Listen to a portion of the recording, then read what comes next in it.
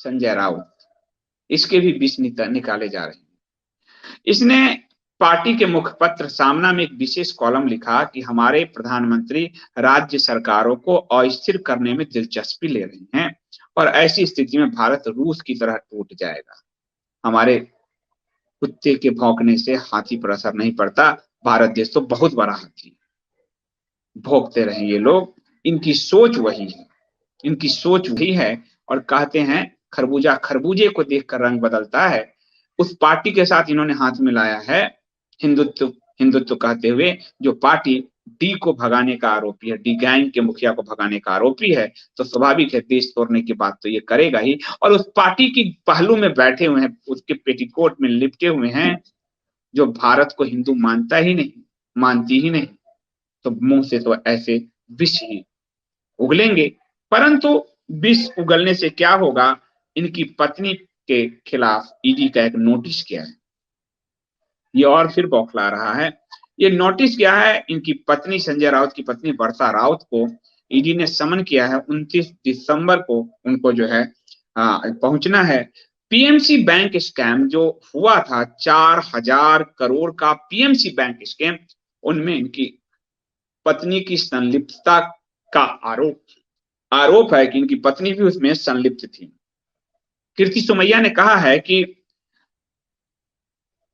ED इनसे पूछ रही है कि आपकी फैमिली ने एचडीआईएल जो एक रियल एस्टेट कंपनी है, उससे आपकी पत्नी ने, संजय राउत की पत्नी ने 55 लाख रुपए किस लिए वसूल किए। 55 लाख रुपए का ट्रांजैक्शन उस एचडीआईएल के साथ संजय राउत की पत्नी वर्षा राउत का है, जो पीएमसी बैंक को बर्बाद करने में जिसकी सबसे बड़ी भूमिका रही एचडीआईएल, उसके साथ 50 से 55 लाख का ट्रांजैक्शन संजय राउत की पत्नी ने किए हैं।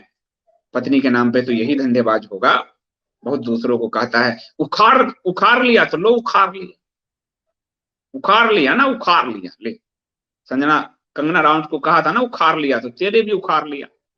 तो इसलिए जब पत्नी जांच के दायरे में आई है, ये जांच के दायरे में आए हैं, तो ये भारत को तोड़ने की बात कर रहे हैं कि भारत को सोवियत संघ की तरफ तोड़ देंगे।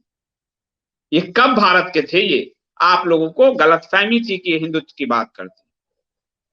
ये तो डी गैंग के साथ वाले लोग, सड़क छाप गुंडे, जिन्होंने पूरे महाराष्ट्र को रौंद डाला। और महाराष्ट्र के लोग इनसे दुखी हैं। महाराष्ट्र के लोगों ने वोट किया था भाजपा को, नरेंद्र मोदी जी का फोटो लगा कर शिवसेना वोट लेने गई थी। महाराष्ट्र के लोगों का दोष नहीं है, महाराष्ट्र के लोगों ने तो ज्वाइंट वोट किया था भाजपा शिवसेना को, लेकिन दगाबाज धोखेबाज ये निकला। और आज जब bank scam, PMC bank scam में फंसा हुआ है, तो भारत को तोड़ने की बात करता है। इनसे संभल कर रहिएगा, माफ मत कीजिएगा कल को भाजपा इनके साथ सरकार बना ले तो तर्क मत गढ़िएगा। आप भारतीय हैं, हिंदू हैं, आपको अपनी लाइन पे रहना पड़ेगा ताकि भारत सुरक्षित रहे हमेशा। आज की दूसरी खबर, सौरभ गांगुली जो भारतीय क्रिकेट टीम के कप्तान रहे, जिन्होंने भारतीय क्रिकेट टीम को लड़ना सिखाया धोनी से पहले, वो राज्यपाल जगदीप धनखड़ से मिले हैं। और अटकलें तेज हो गई है कि क्या बंगाल जो आगामी चुनाव आ रहा है और जिसको लेकर भारतीय जनता पार्टी ने पूरी रणनीतिक जो है चौसर बिछा रखी है, क्या सौरभ गांगुली भारतीय जनता पार्टी में शामिल होने जा रहे हैं? क्योंकि एक संकेत अमित शाह ने यह भी कहा प्रेस कॉन्फ्रेंस में कि बंगाल का मुख्यमंत्री कोई बंगाली ही होगा। क्यों आरोप जो लगा रही है ममता कि बाहरी लोग आए, ऐसा लगता है जैसे गुजरात कहीं टापू पे है। इस तरह से तो ममता को कहीं कोई नहीं घुसने देगा, न वो बिहार में घुसे, न यूपी में घुसे, न आंध्रा में घुसे। भाई भारत फेडरल स्ट्रक्चर है, भारत संघीय ढांचा है, सारा भारत में हर कोई किसी का उतना ही अधिकार है। लेकिन ये जो कह रही थी, तो लग रहा है कि सौरभ गांगुली की जो मुलाकात राज्यपाल जगदीप धनखड़ से राजभवन में हुई है, उसके मायने हैं। और दोनों की जो मुलाकात है राजनीतिक हो सकती है, हालांकि उनके है कि राजनीतिक नहीं है, और वो है कयासबाजी है कि वो राजनीति में आ सकते हैं, भाजपा ज्वाइन कर सकते हैं और बीजेपी की ओर से वो उम्मीदवार हो सकते हैं। यदि ऐसा होता है तो ये बहुत बड़ी बात होगी। सौरभ गांगुली अजरुद्दीन और जडेजा के उस समय से जो क्रिकेट का एक काला अध्याय है, जिसने क्रिकेट पे सट्टेबाजी का पूरा एक तरह से जकड़ लिया था, उससे निकालकर भारतीय टीम को एक फाइटर स्पिरिट के साथ उन्होंने आगे बढ़ाया था। हो सकता है कि भारतीय जनता पार्टी में भी वो एक फाइटर स्पिरिट तो है बंगाल में, वो फड़ सके। उम्मीद की जा रही है कि शायद वो भाजपा ज्वाइन करे, ऐसी अटकलें हैं अभी, देखते हैं आगे क्या होता है। आज की तीसरी खबर है कि भारत की पूरी राजनीति को एक नेता सही मार्ग पर ले जा रहा है और सारे सही मार्ग पर जा रहे हैं, वो हैं योगी आदित्यनाथ, उत्तर प्रदेश के मुख्यमंत्री। आज उनका प्रभाव मध्य प्रदेश के मुख्यमंत्री शिवराज सिंह चौहान पे है, जिन्होंने उन गुंडों को, हरे टिड्डों को बुलडोजर चलवा दिया। ये आज तक राजनीति में कोई नहीं करता था जब तक योगी जी ने नहीं। योगी जी ने हरे टिड्डे के माफियाओं के घरों पे बुलडोजर चलवाया, रामनगर में तुरही बजवा दिया। आजम खान एंड फैमिली के खिलाफ सब जेल में पड़े हैं, जो अपने आप को डॉन समझता था। तो हरे टिड्डो ने जो उज्जैन में उत्पात मचाया था, शिवराज सिंह चौहान ने भी चलवा दिया। और यही नहीं, उन्होंने कहा 10 फीट अंदर गाड़ दूंगा। भारत में अब यही राजनीति होनी चाहिए। बहुत हो गया हरे और लाल टिड्डों का धमकी और देश को धमकाने की। उज्जैन में भी ये धमकी दे रहे थे, इनको 10 फीट अंदर डालना ही होगा। और ये प्रभाव योगी आदित्यनाथ का है, ये बहुत अच्छी बात है। योगी आदित्यनाथ ने एक और बड़ा कदम उठाया जो आपको मीडिया शायद ना बताए। अब गांव में उन्होंने एक कानून बदला है कि गांव में अब फैक्ट्री लगेगी और रोजगार मिलेगा। यानी डी अर्बनाइजेशन की प्रोसेस, प्रक्रिया को वो आगे बढ़ाने जा रहे हैं। शहरों में जो भीड़ बढ़ती जा रही है, उस भीड़ को, गांव खाली होते जा रहे हैं, शहर भरते जा रहे हैं। शहर में लाइफ नहीं है, 10 से 15 साल आपकी जीवन कम हो जाते हैं, ऑक्सीजन लेवल नहीं है, कम जगह पे बहुत सारे लोग रहते हैं, बेसिक एमिनिटीज नहीं, सुविधाएं नहीं है, और गांव में स्वच्छ हवा, स्वच्छ वायु, और लेकिन गांव में रोजगार नहीं है, जिसके कारण लोग गांव से पलायन करते हैं। तो योगी आदित्यनाथ ने कृषि भूमि और गैर कृषि भूमि घोषित करने वाले वर्षों से लागू एक अव्यवहारिक कानून को खत्म कर दिया कि ये कृषि भूमि है, ये गैर कृषि भूमि है। एक अव्यवहारिक कानून था, गांव में तो मिली जुली जमीन होती है, ये वर्षों से लागू था, इस कानून को खत्म कर दिया। अब प्रदेश में कृषि भूमि को गैर कृषि भूमि घोषित करने के लिए 4 दीवारी की अनिवार्यता खत्म कर दी गई है।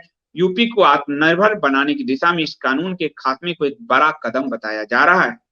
इस एक कानून के खत्म होने से अब राज्य के ग्रामीण क्षेत्रों में बड़ी संख्या में युवा आसानी से अपनी फैक्ट्री स्थापित कर लोगों को रोजगार मुहैया करा पाएंगे।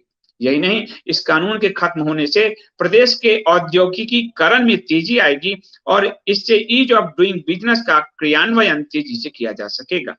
इसके अलावा कई तरह की औद्योगिक इकाइयों की स्थापना ग्रामीण क्षेत्रों में होगी और नए साल में युवा उद्यमी एमएसएमई सेक्टर में, लघु उद्योग सेक्टर में 20 लाख लोगों को वित्त पोषित करने के संबंधी सरकार के तय किए गए लक्ष्य को पूरा करने में अहम रोल निभाएंगे। नए साल में योगी आदित्यनाथ जी का टारगेट है कि 20 लाख लोगों को वित्त पोषित करके, लोन दिला के, जो बैंक आदि से, और रोजगार को बड़े पैमाने पर ले जाएं। इसलिए इस कानून को खत्म करके उन्होंने उस 4 दीवारी को हटा दिया है।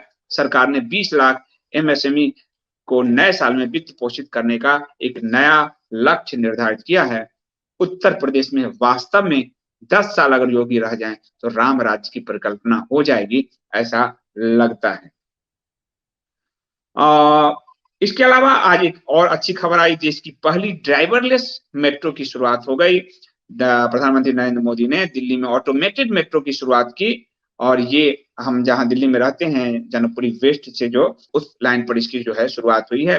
ये जनकपुरी वेस्ट से बॉटनिकल गार्डन के बीच 37 किलोमीटर का लंबा ये मेजेंटा लाइन है, हमारे घर के पास है दिल्ली में, और वहां से इसकी शुरुआत हुई है। इससे लोगों को मेट्रो में सफर का एक नया एक्सपीरियंस मिलेगा, बिना ड्राइवर के, ड्राइवरलेस। हम कितनी, आपको याद है कि ये ध्रुव राठी चाटी पाटी कैसे कहता था, मुंबई से अहमदाबाद के बीच बुलेट ट्रेन क्यों चलाया जा रहा है।